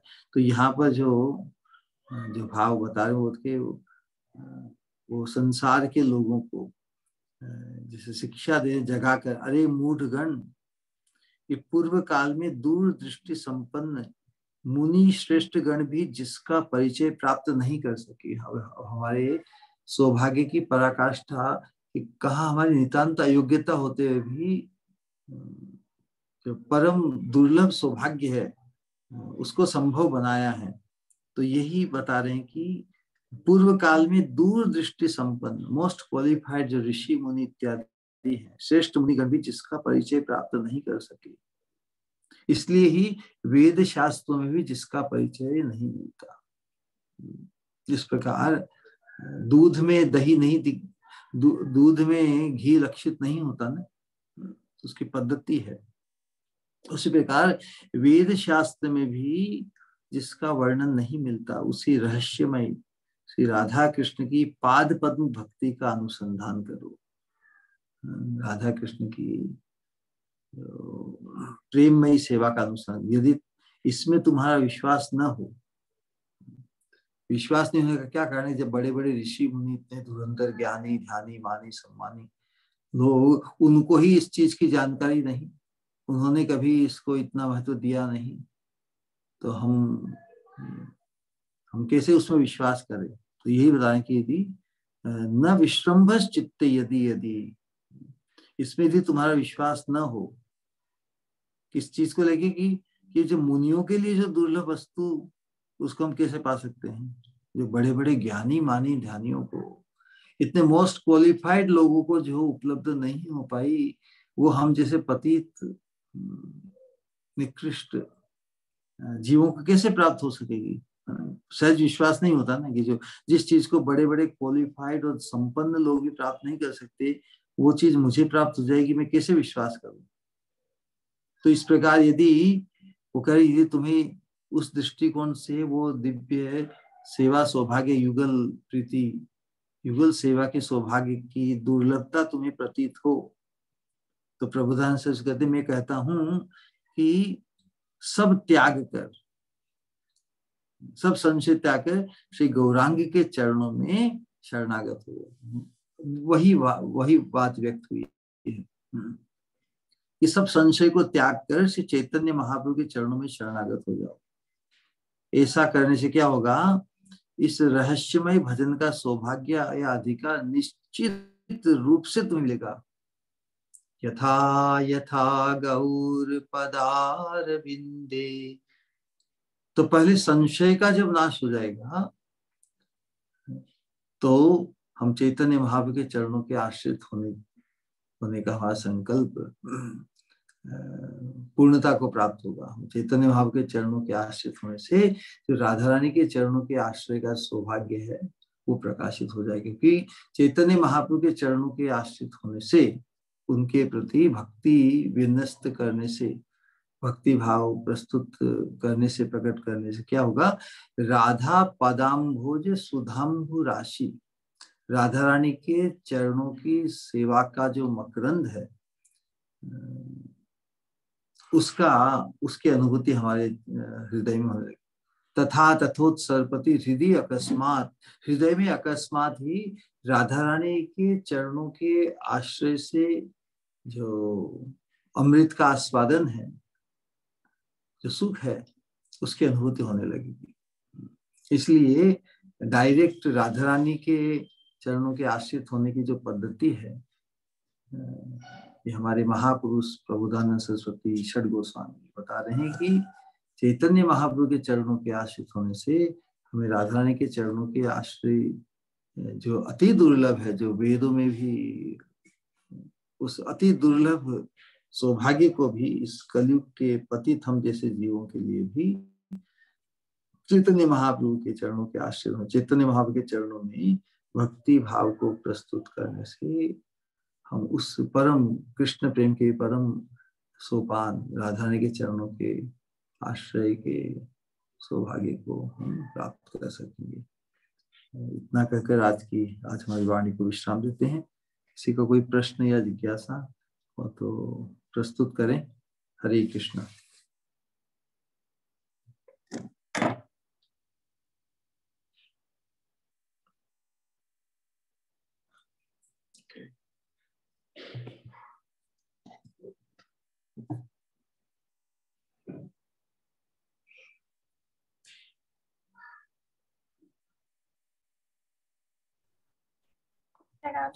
हरे कृष्ण।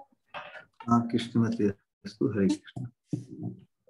अद्भुत, हमेशा की तरह बहुत ही अद्भुत से भी अद्भुत, इतना सुंदर वर्णन श्री राधा श्याम का। कोई सवाल तो नहीं है, आपने इतना अच्छा से सब कुछ कहा। किसी और का कोई सवाल है तो प्लीज आप पूछ सकते हो। वास्तव में जो नरोत्तम दास ठाकुर के जो उद्गार और उनका जो विस्तार से वर्णन उन्हीं के अनुगत्य को प्राप्त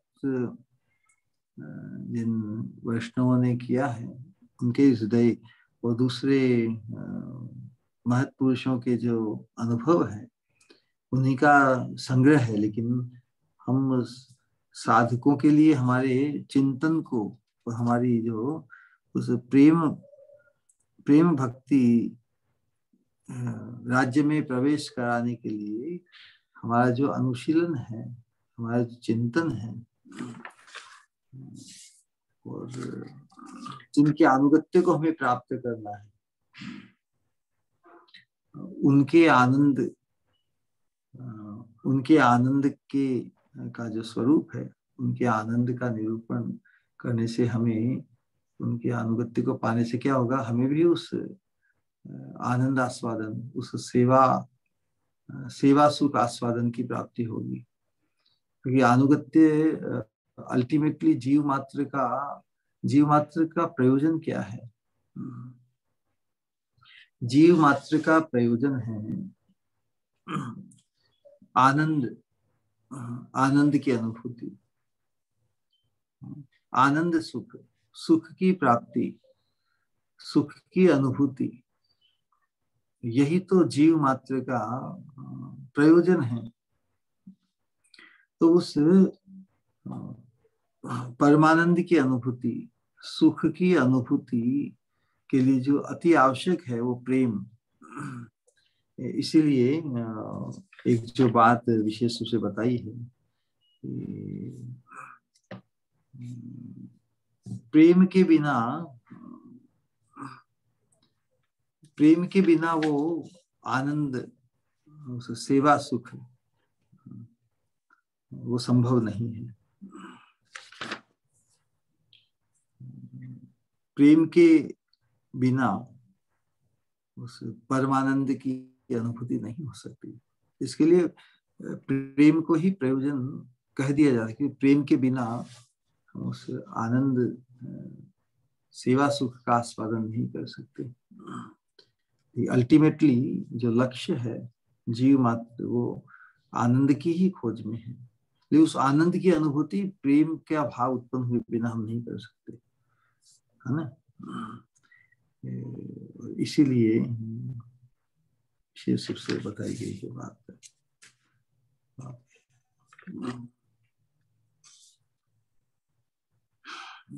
तो किस प्रकार हमारे हृदय में प्रेम जागृत हो, आकर्षण जागृत हो। इसीलिए इस अनुगत्य धर्म को हमारे जीवन में संभव बनाने के लिए, जिनके अनुगत्य को हम प्राप्त करने की इच्छा करते हैं या इच्छा करनी चाहिए, उनके सौभाग्य का निरूपण किया गया है ना। तब हम उनके अनुगत्य को सहर्ष उत्साह से, उत्कंठा से, लालसा से हम उसको स्वीकार कर पाएंगे ना। तो इसीलिए यहाँ पर आज के त्रिपदियों में विशेष भाव प्रस्तुत किया है, वो सखियों का आनंद, इसको प्रकाशित किया गया है।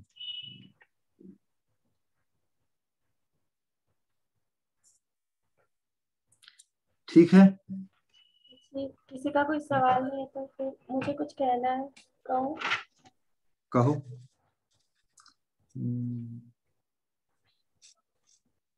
और ये सखी यूं ही बैठी थी आज तो मानो हुआ अचानक से कुछ एहसास। हाँ, मानो हुआ अचानक से कुछ एहसास।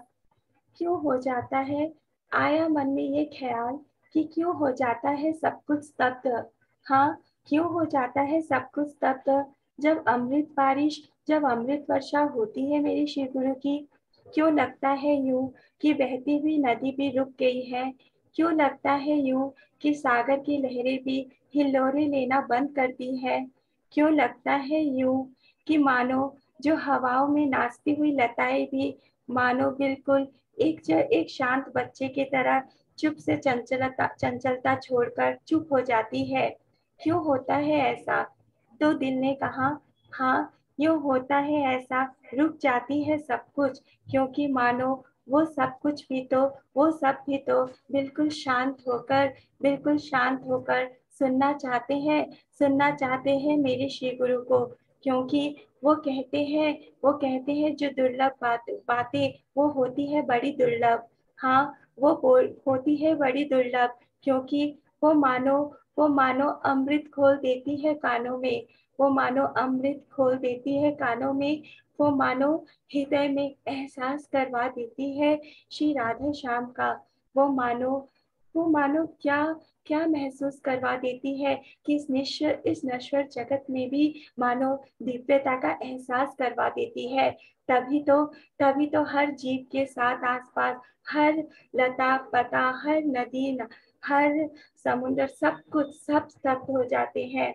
हाँ, यूं, क्योंकि मेरी श्री गुरु की अमृतवाणी यूं बिखेरती है खुशबू चारों ओर, कि उनकी महक ऐसे बिखेरती है कि यूं लगता है मानो जैसे जैसे प्रकृति श्रृंगार कर रही है। हाँ, जैसे प्रकृति श्रृंगार कर रही है कि मेरे श्री गुरु की कहीं भी जो दिल में है, मेरे श्री गुरु के दिल में जो एहसास है उनके श्री गुरु और श्री राधे श्याम के प्रति, मानो वो एहसास प्रकृति को एक आंचल की तरह वो एहसास मानो प्रकृति को एक आंचल की तरह ढक देती है, और उसका सौंदर्य मानो और वर्धित हो जाता है। मेरे श्री गुरु के लोटस पद्म मुख से उच्चारित हर हर हर प्यार, ना जानो हर उद्गार के जो एहसास होते हैं, जो शब्द होते हैं, वो मानो इस तरीके से होता है कि वो प्रकृति के खनक क्यों मानो खनक बन जाती है, और उनमें छुपे एहसास मानो उन प्रकृति की माथे की खूबसूरत बिंदिया बन जाती है। यूं लगता है मुझे, यूं होता है एहसास। आज भी आज भी जिस तरह से श्री राधे श्याम का वर्णन किया, श्री राधे श्याम का सौंदर्य, एक दूसरे के प्रति उनके भाव का वर्णन, सखियों का वर्णन, सखियों का सौभाग्य का वर्णन, सखियों के वो सब भी मानो मानो ऐसा लग रहा था कि जब कर रहे थे वो वर्णन, कि मानो सही में मानो ऐसा लगता है कि सब कुछ स्तब्ध ही हो जाता है। हाँ, सब कुछ स्तब्ध ही हो जाता है।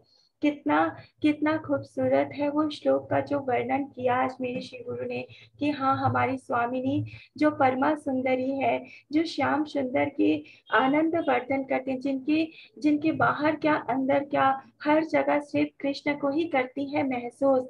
हाँ, जो विश्व को मोहित करते हैं, जो भगवान, उस भगवान को मोहित करती है हमारी हमारी स्वामिनी। हाँ, हमारी स्वामिनी। तो सोचो, तो क्या है हमारी स्वामिनी का कैसा है सौभाग्य, ये हम कैसे कल्पना करें।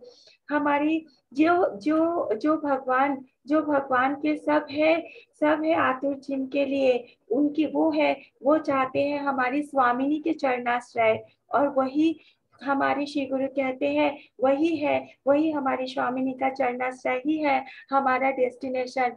तो कितना सौभाग्य, कितना खूबसूरत डेस्टिनेशन, और क्या एहसास करवाते हैं मेरे श्री गुरु। ये मानो ये मानो महसूस होता है पल पल मुझे, कि किस तरीके से, फिर जिस तरीके से श्याम सुंदर और स्वामिनी के हर एक का वर्णन जो मेरे लिए संभव नहीं है वर्णन करना, परंतु फिर भी थोड़ा जो किस तरह से वो एक दूसरे के सौंदर्य को वर्धन करते हैं।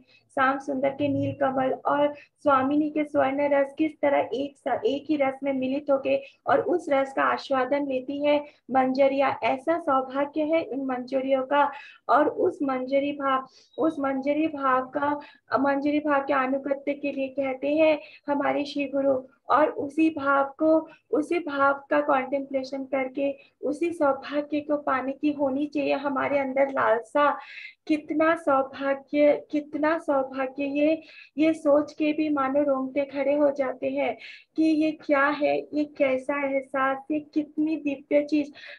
उसका उसका वो हमारी सोच से, हमारी कल्पना से भी मानो परे लगती है, पर फिर भी उसका एहसास करवाने की कोशिश करते हैं मेरे श्री गुरु, कि जिनका चिंतन, हाँ, और जिस जिस मंजरियों का उन मंजरियों का सौभाग्य है, देखो ऐसा कहते हैं मेरे श्री गुरु की जहाँ जो अंतरंग सेवा में नहीं है सखियों का भी प्रवेश, वहाँ है उनका प्रवेश, ऐसा है उनका सौभाग्य। और जब तक उनकी अनुकत्या हमें पाना है, तो जब तक उनके सौभाग्य का गान हम नहीं गाएंगे, उनके सौभाग्य को हम एहसास नहीं करेंगे, तब तक कैसे उनके उनके प्राप्ति का लालसा हमारे कॉन्टेम्पलेशन में कैसे आएगा, कैसे हमारी अंदर लालसा आएगी।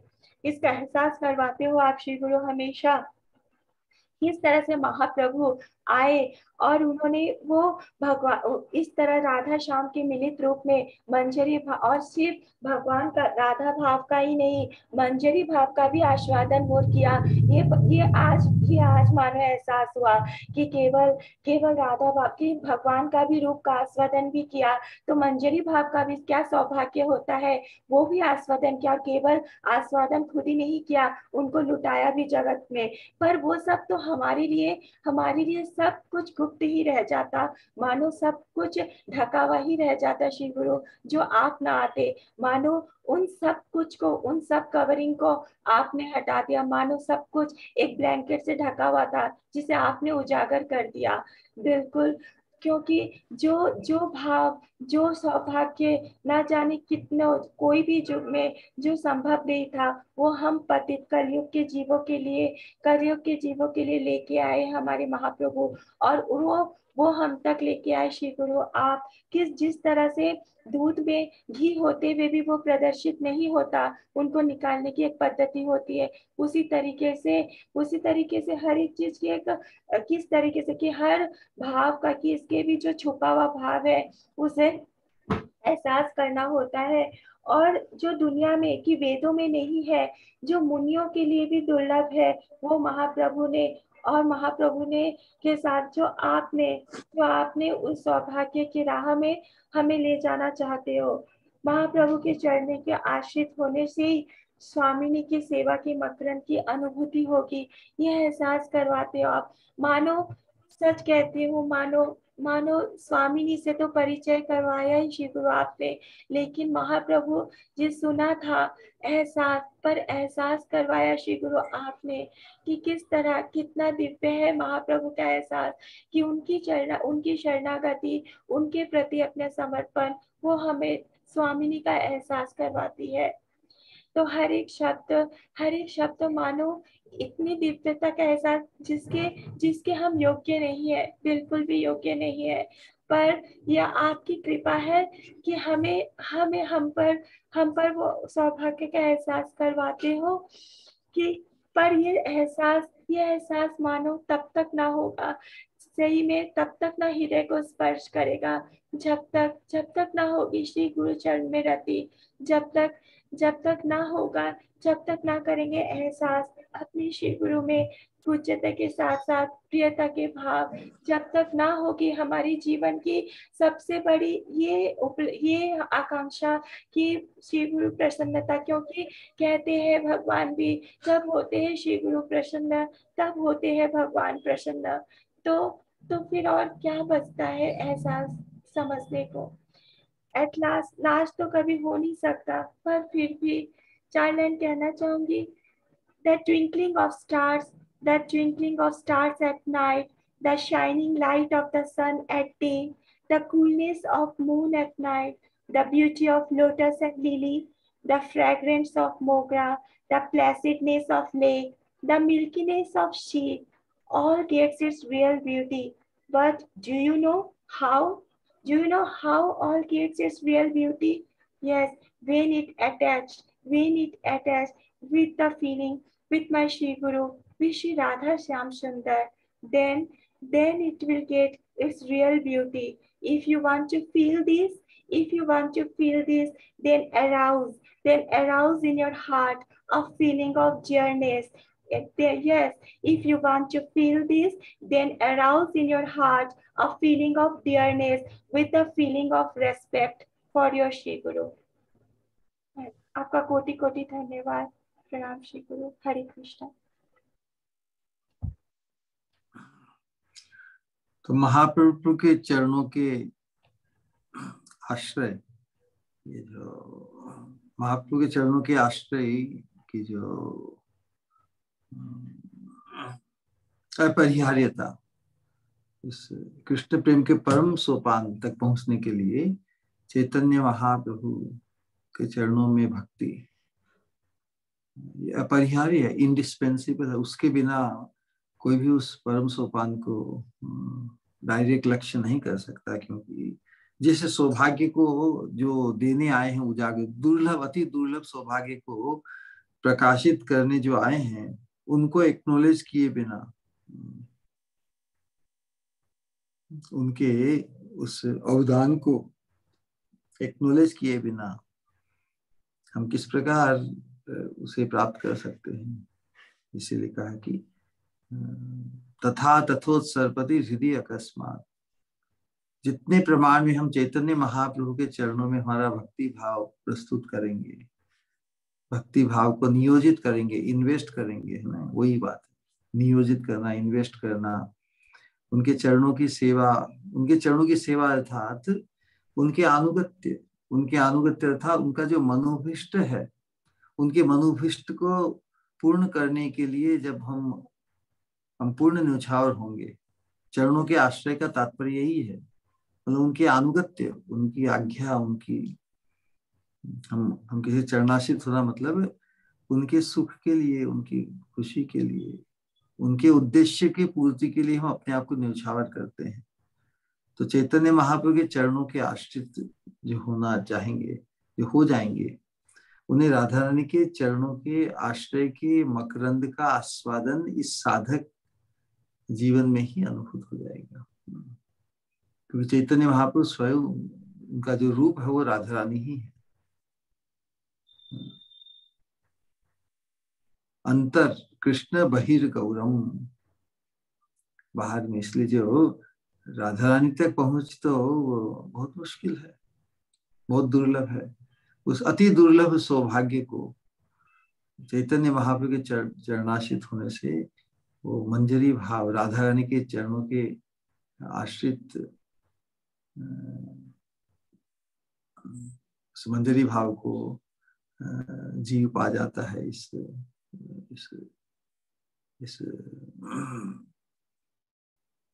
नश्वर शरीर होते भी मनुष्य रूप में उस सौभाग्य को की संभावना को प्रकाशित किया है हमारे लिए। चैतन्य महाप्रभु के चरणों के आश्रित महत पुरुषों ने, गोस्वामियों ने, नरोत्तम दास ठाकुर, भक्ति विनोद ठाकुर, भक्ति सिद्धांत सरस्वती ठाकुर, श्रील प्रभुपाद, हमारे गुरुदेव भक्ति स्वरूप दामोदर स्वामी महाराज, श्रील श्रीपाद। तो ये अनुगत्यमय परंपरा में हम पतित से पतित हम हैं, इस चीज को जब हम एक्नॉलेज करेंगे तभी वो हमारे परम सौभाग्य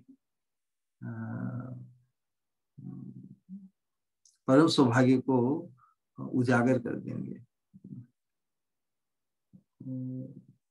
उसी संभावना ही हमारी साधना में हमें अग्रसर करने के लिए संबल बन जाएगा। हम पतित से पतित होते हुए भी परम सौभाग्य को प्राप्त हम कृपा से कर सकेंगे। वो कृपा प्राप्त करने के लिए ही जिनकी कृपा की आकांक्षा हमें करनी चाहिए, उनके अनुगत्य को प्राप्त करने की स्पृहा हमें हृदय में पुष्ट करनी है कि हमें भी उन मंजरियों का, उन दिव्य सौभाग्य को प्राप्त, मंजरियों के अनुगत्य को प्राप्त होना है। तो उनके अनुगत्य को प्राप्त जो हमारे महत्पुरुष, हमारे गुरुवर्ग है, उनमें भी उसी मंजरी भाव से पुष्ट उनकी उस दिव्य रूप की,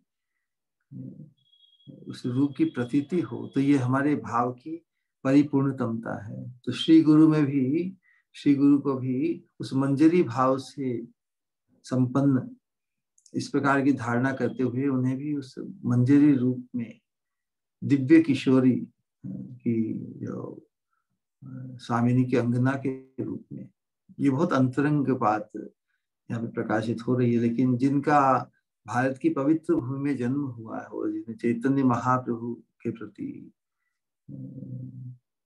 पूज्यता और प्रियता का भाव जागृत हुआ है, सौभाग्य से श्रील प्रभुपाद ने चैतन्य महाप्रभु का संबंध पूरे विश्व को प्रदान करने के लिए जो इतना बड़ा महान कार्य कर दिया है, उसका परम लाभ, उसके परम लाभ से यदि हम वंचित रहें और हम केवल साधारण लाभ से ही संतुष्ट हो जाएं कि जैसे हम भक्त बन गए, हम भी इस परंपरा में आ गए, लेकिन उसका जो परम लाभ है उसको यदि हम लक्ष्य नहीं करें तो पुनः अपने आप को वंचित करना। इसीलिए हम इस प्रेम भक्ति चंद्रिका का जो प्रस्ताव है वो शीघ्र से शीघ्र और गहरे से गहरा हमारे चित्त में अंकित हो। इस सौभाग्य को पाने की आकांक्षा, कोई सौभाग्य से संपन्न होने की संभावना, इसकी निश्चितता हमें उस अनुगत्य धर्म को अंगीकार करने से, अनुगत्ता से वो सब कुछ प्राप्त किया जा सकता है जो केवल अपने प्रयास से अति दुर्लभ हो। जिस प्रकार उदाहरण दिया जाता है कि एक कन्या होती है, यदि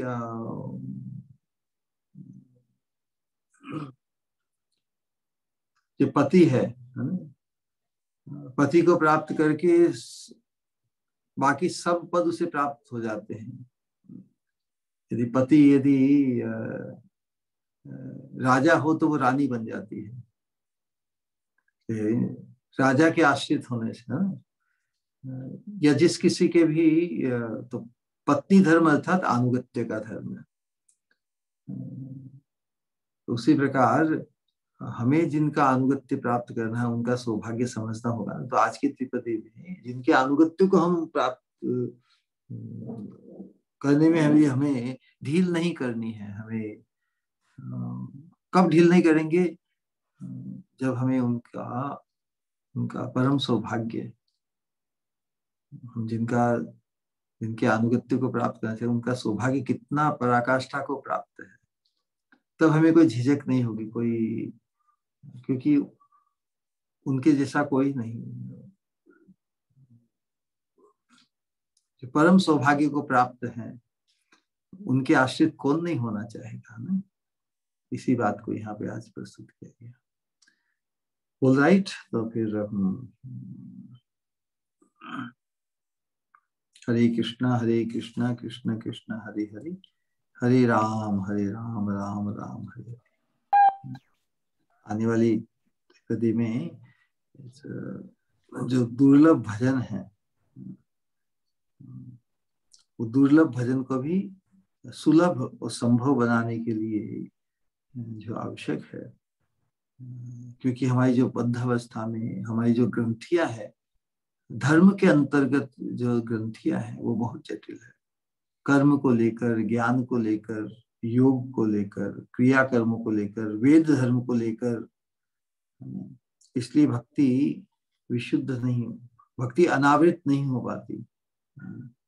भक्ति अनेक प्रकार के असत धार्मिक जो हमारे आवेश है, धर्म के अंतर्गत आवेश है, उनसे आवृत हो जाती है भक्ति। इसीलिए दुर्लभ भजन को दुर्लभ बताया है। अनेक प्रकार के असत्य सत्य करी मानी, धर्म के अंतर्गत अच्छाई है, लेकिन वो धार्मिक जो अच्छाई या जो धार्मिक गुण है वो संसार के संबंध से ही है। धर्म का परमार्थ से कुछ वास्तव में डायरेक्ट संबंध नहीं है, इनडायरेक्ट संबंध। धर्म केवल एक सुलह, एक सुविधा, एक फैसिलिटेट करने के लिए है, लेकिन जो फैसिलिटी है उसको ही यदि हम परम लक्ष्य, परम गंतव्य, परम उपलब्धि मान लें तो फिर वो धर्म में फंस जाता है व्यक्ति। वो धर्म का जो मुख्य प्रयोजन है परम धर्म, परम सोपान पर। इसलिए धर्म को अंगीकार करते हुए भी व्यक्ति धर्म को ही भजन मान लेता है। धर्म भजन नहीं है। धर्म तो जो शुद्ध भजन है उसकी संभावना, उसकी समझ की संभावना को प्रकट करने के लिए ही है। धर्म के आवरण से अपने भजन को किस प्रकार मुक्त करें, इसलिए भजन की दुर्लभता को प्रकाशित करने के लिए अगली त्रिपदी में दिव्य वचन उद्गार नरोत्तम दास ठाकुर जी का हम श्रवण करेंगे। हरे कृष्णा। ऑल राइट, हरे कृष्णा कृष्ण कृष्ण हरे हरे, हरे राम राम राम। प्रियता और पूज्यता के भाव से सभी कोई 3 बार हरे कृष्ण महामंत्र का उच्चारण करेंगे हमारे श्री गुरु के सम्मान में।